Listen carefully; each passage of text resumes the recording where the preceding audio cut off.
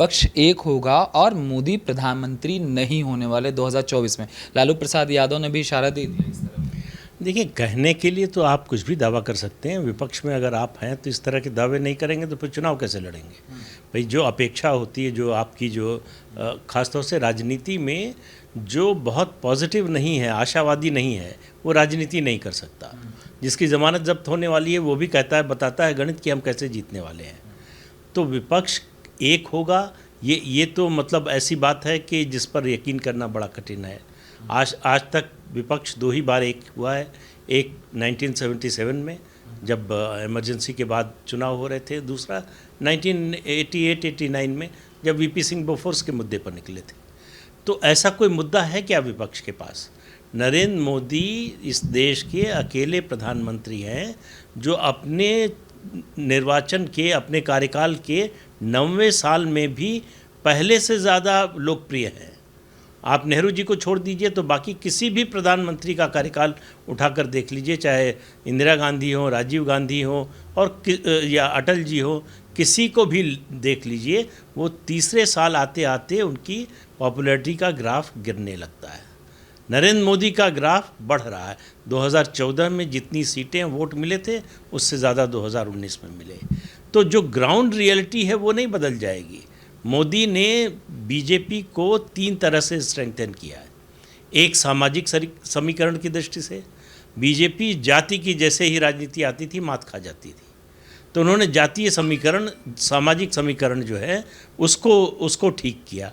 तो अति पिछड़ा को जोड़ा पूरी तरह से, दलित वर्ग को जोड़ा, और उसके अलावा सवर्ण पहले से बीजेपी का जो है वोटर था उसको एक तरह से कहें सीमेंट किया। सेंट्रल गवर्नमेंट की जो स्कीम्स हैं उनके जरिए जो लाभार्थी वर्ग बना वो जाति से ऊपर जाता है। अब उसके ऊपर जो है राष्ट्रवाद, बीजेपी का जो वैचारिक आधार है, और फिर मोदी की पॉपुलैरिटी और विश्वसनीयता, इसका कोई मुकाबला करेगा, इसका तोड़ लेकर आएगा, तब विपक्ष मुकाबले की बात करेगा। आप कह रहे हैं कि लालू प्रसाद यादव ने कहा कि नहीं बनेंगे प्रधानमंत्री नरेंद्र मोदी 2024 में, नीतीश कुमार को प्रधानमंत्री पद का उम्मीदवार बनाने की बात हो रही। कांग्रेस ने कल ही बयान दे दिया, इन सब बयानों को सुनने के बाद कहा कि कांग्रेस का प्रधानमंत्री पद का उम्मीदवार राहुल गांधी होंगे या जिसको वो चुनेंगे वो होगा। एक बात। और प्रधानमंत्री पद की आकांक्षा लेकर, महत्वाकांक्षा लेकर कितने लोग घूम रहे हैं। ममता बनर्जी अपनी पार्टी का विस्तार करना चाहती हैं पश्चिम बंगाल से बाहर। के चंद्रशेखर राव घूम ही रहे हैं, अलग अलग मुख्यमंत्रियों से, नेताओं से मिल रहे हैं। उसके अलावा जो है आप अरविंद केजरीवाल को देख ही रहे हैं, अकेली रीजनल पार्टी है जिसकी 2 राज्यों में सरकार है। और कोई देश में चाहे जितनी बड़ी पार्टी हो, चाहे जितना पुराना नेता हो, किसी रीजनल पार्टी की 2 राज्यों में सरकार नहीं है। तो अरविंद केजरीवाल क्यों नीतीश कुमार को मान लेंगे प्रधानमंत्री पद का उम्मीदवार? और प्रधानमंत्री पद का उम्मीदवार बनने के लिए आपका कोई आधार होना चाहिए। नीतीश कुमार की पार्टी बिहार में ही, पूरे देश की बात छोड़ दीजिए, बिहार में ही तीसरे नंबर की पार्टी है। तो पिछली बार आपको 18 सीटें मिली थी लोकसभा की लड़ने के लिए। अब महागठबंधन में आप गए हैं तो सीटें और कम होने वाली हैं। जो आपके सिटिंग एमपी हैं उनकी सीटें आपको काटनी पड़ेंगी, उनके टिकट काटने पड़ेंगे। तो ऐसे में ये उम्मीद करना कि 543 सदस्यों वाली लोकसभा में आप प्रधानमंत्री पद के उम्मीदवार हो जाएंगे, तो ये शेख चिल्ली के हसीन सपने से ज़्यादा कुछ नहीं है। मगर सर, ये जो बिहार मॉडल था, जब लालू प्रसाद यादव और जब नीतीश दोनों मिले थे तो क्या हुआ था, ये देश ने देखा था। वही उसी मॉडल का जिक्र हो रहा है। कुर्मी प्लस दलित प्लस मुस्लिम प्लस यादव, ये जो गठबंधन यूपी में देखने को मिला था, वही कहा जा रहा है कि ये संपूर्ण देश में अपनाया जाएगा और विपक्ष इकट्ठा होगा और जातीय समीकरण और धार्मिक समीकरण से विपक्ष मोदी को मात दे देगा। नहीं, कैसे इकट्ठा होगा? अगर आप बिहार को देश मान रहे हैं तब तो बात ठीक है भाई, हो सकता है ऐसा। ये समीकरण तो हमने 2019 में उत्तर प्रदेश में भी देखा, तब भी यही बात हो रही थी कि सपा बसपा आरएलडी मिल गए हैं, अब बीजेपी का सफाया हो जाएगा। और क्या नतीजा आया कि बताने की ज़रूरत नहीं है। तो ये अर्थमेटिक एक चीज़ होती है कि आप ये जोड़ लीजिए। चुनाव जीते या हारे जाते हैं केमिस्ट्री से। केमिस्ट्री बनती है क्या? सपा बसपा की केमिस्ट्री नहीं बनी, तो जो है उसका नतीजा सामने है। महागठबंधन जब बना, आरजेडी और जेडीयू मिले, चूँकि जेडीयू जनता दल से ही निकले आरजेडी और जेडीयू है, एक ही फैक्ट्री से निकला हुआ सामान है, तो उनके मिलने से वो सिनर्जी बन गई, तो इसलिए उसका फ़ायदा हुआ। दूसरा, बिहार एकमात्र ऐसा देश है पूरे नॉर्थ इंडिया में जहां बीजेपी का हिंदुत्व का कार्ड नहीं चला। जब अयोध्या का आंदोलन अपने पीक पर था तब भी नहीं चला, आज भी नहीं चला। वहाँ आज भी जाति से तय होता है कि कौन जीतेगा कौन हारेगा। तो जातीय समीकरण में विधानसभा की बात करें, महागठबंधन बहुत आगे है बीजेपी से। लेकिन लोकसभा की बात करें तो आप कोई भी राज्य उठाकर देखिए, लोकसभा चुनाव में, दोनों लोकसभा चुनाव में बीजेपी को, मतलब नरेंद्र मोदी के लिए बीजेपी से ज़्यादा वोट मिले। विधानसभा में जितने पार्टी को वोट मिले उससे ज़्यादा लोकसभा में मिले।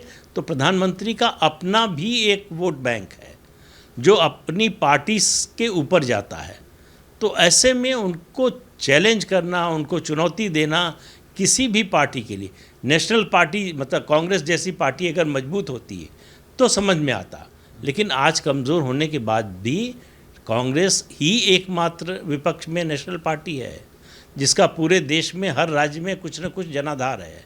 वो कितनी सीट जीत पाती है नहीं जीत पाती अलग बात है, लेकिन कोई भी जो है रीजनल लीडर ऐसा नहीं है जिसके बारे में आप कह सकें कि वो कांग्रेस से ज़्यादा सीटें लेकर आ सकता है।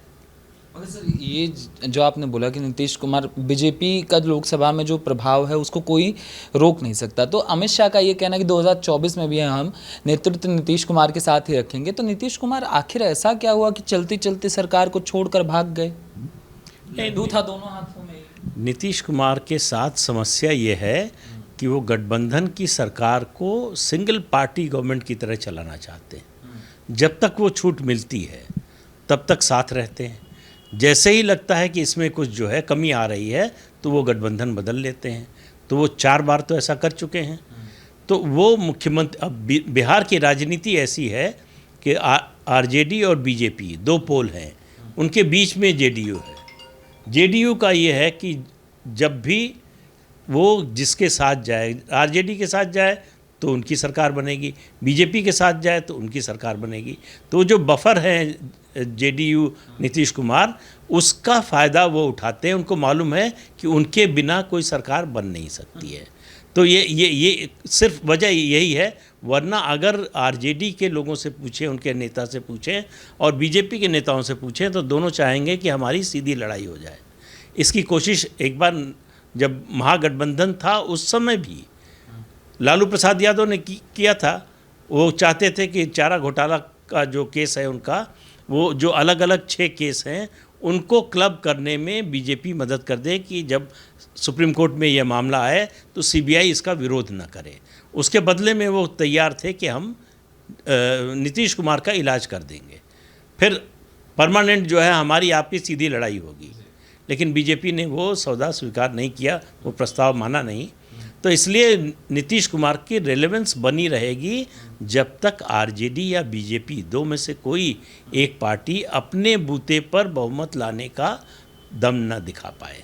अब सुशासन बाबू एक और चर्चा में आ गए हैं, जो उनका मंत्रिमंडल आ रहा है, उस पर आपका क्या ख्याल है? नहीं, देखिए, वो तो उधर जाने के बाद ये चर्चा शुरू होनी ही थी। आरजेडी जिस तरह की पार्टी है, बाकी सब लोग क्या कहते हैं छोड़ दीजिए, नीतीश कुमार ही क्या कहते रहे हैं। वो जो 94 में निकले थे जनता दल से, तो यही कह के निकले थे कि भाई इस जंगल राज और लालू प्रसाद यादव के भ्रष्टाचार के साथ नहीं रह सकते, उसका मुकाबला करना है तो अलग से लड़ना पड़ेगा। इसीलिए समता पार्टी बनाई। तो उसके बाद जो है वो 2013 में प्रधानमंत्री बनने की महत्वाकांक्षा जागी तो उन्होंने एनडीए से नाता तोड़ लिया। उस समय तो कोई समस्या नहीं थी।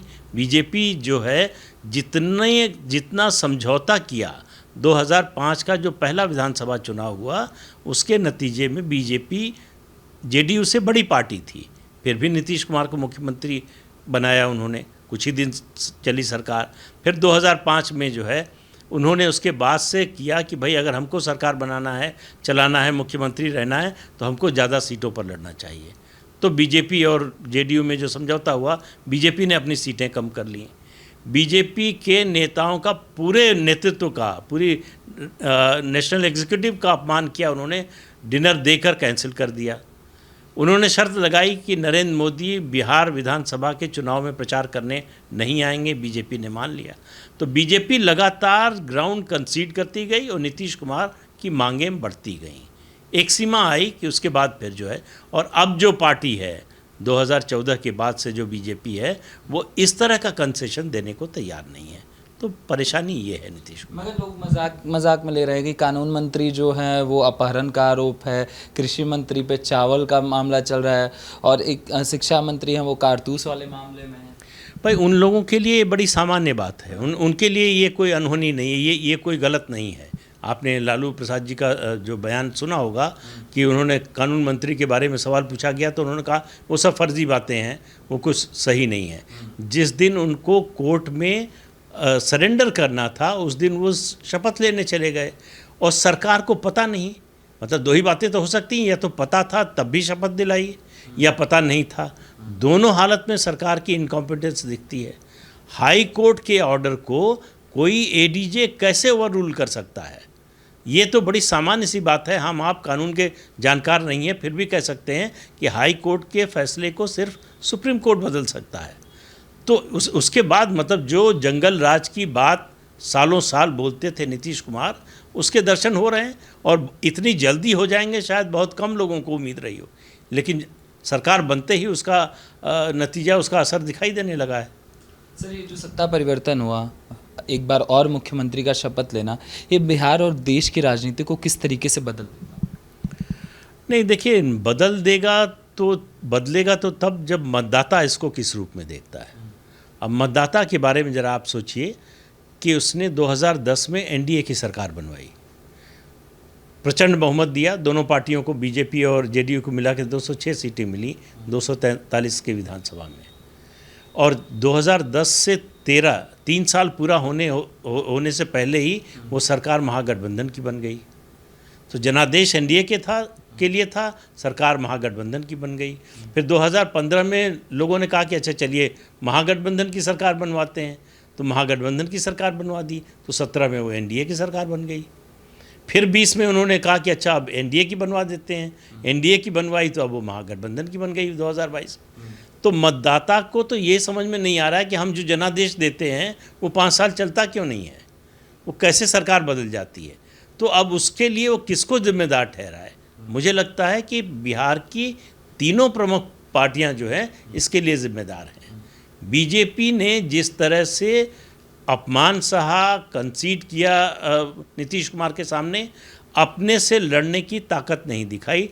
2015 में मजबूरी में अकेले लड़ना पड़ा और मुंह के बल गिर पड़े। तो उसके बाद अगर उन्होंने ताकत बढ़ाई होती, अपने पैर पर खड़ा होने की कोशिश की होती, तो 2017 का गठबंधन न करते। लेकिन उनको भी एक बैसाखी की आदत पड़ गई, तो उसका नतीजा है कि आज जिस स्थिति में है। मगर सर, ये आपने चर्चा करी कि लगातार पॉपुलैरिटी बढ़ रही है प्रधानमंत्री की। लुटियन पत्रकार जो दूसरे वाले हैं उन्होंने भी चर्चा में, बिहार मॉडल चर्चा में आ चुका है। कई लोग तो उसे गुजरात से भी बेहतर बता रहे हैं, उत्तर प्रदेश से भी बेहतर बता रहे हैं, और कई जो रेटिंग एजेंसीज़ हैं उन्होंने कहना स्टार्ट कर दिया है कि अब तो गिरावट आएगी ही आएगी। मैं नाम नहीं लेना चाहूँगा, आपको पता होगा सर। भाई जिनके बूते पर कह रहे हैं नीतीश कुमार, 2010 में विधानसभा में उनकी 115 सीटें थी, 2015 में 71 हो गई, 2020 में 43 हो गई। तो पॉपुलैरिटी किसकी घट रही है?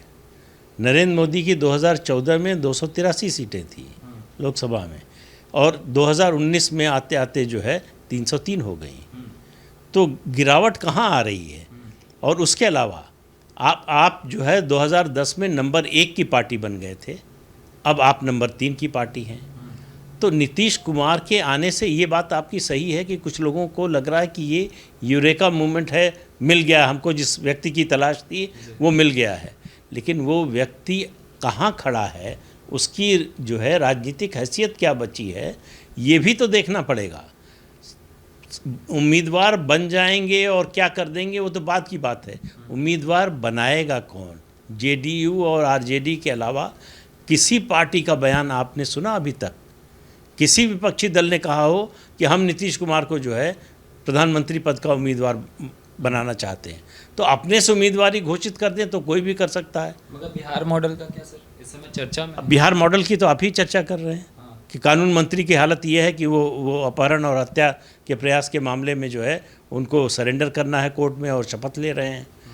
जिस तरह के मंत्रियों पर आरोप लगे हैं, आप ही ने बताया कि 80% लोगों के खिलाफ आपराधिक मामले हैं। तो अगर देश इसी मॉडल पे जाना चाहता है तो फिर भगवान मालिक